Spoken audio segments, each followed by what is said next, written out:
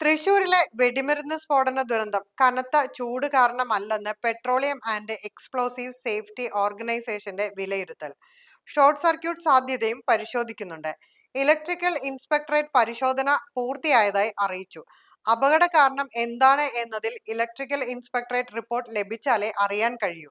Licence ഉണ്ടെങ്കിലും സുരക്ഷാ ക്രമീകരണങ്ങൾ പാലിച്ചിരുന്നോ എന്നതും പരിശോധിക്കും. അതേസമയം സ്ഫോടനത്തിൽ ചിതറിപ്പോയ ശരീരഭാഗങ്ങൾക്കായുള്ള തെരച്ചിൽ പൂർത്തിയായി.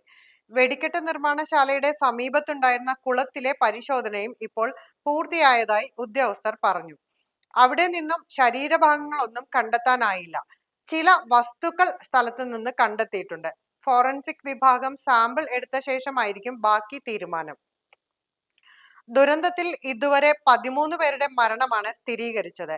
8 പേരെ തിരിച്ചറിഞ്ഞു. അതീവ ഗുരുതരാവസ്ഥയിൽ കഴിയുന്ന 5 പേരുൾപ്പെടെ 13 പേർ മെഡിക്കൽ കോളേജിൽ ചികിത്സയിലാണ്.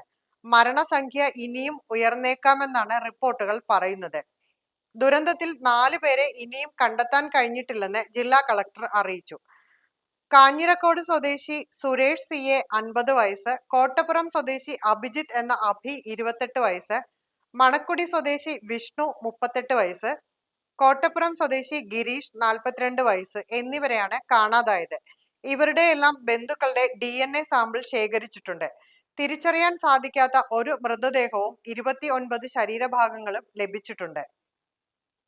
പോസ്റ്റ്മോർട്ടത്തിന് ശേഷം 9 മൃതദേഹങ്ങളിൽ 8 പേരുടെയും മൃതദേഹങ്ങൾ ബന്ധുക്കൾക്ക് വിട്ടുകൊടുത്തു. ഒരാളുടെ DNA സാമ്പിളും ശേഖരിച്ചിട്ടുണ്ട്. DNA ഫലം 3 ദിവസത്തിനുള്ളിൽ തന്നെ ലഭ്യമാക്കും.